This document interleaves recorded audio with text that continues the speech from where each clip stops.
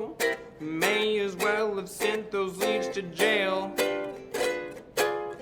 Your prospects don't want pictures, not another video or boring infographic.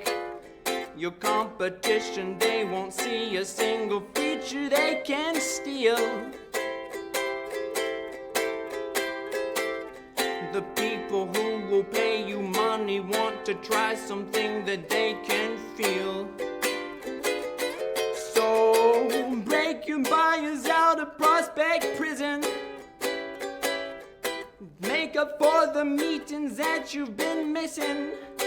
You will be fine, 'cause you'll be doing deals without doing the time.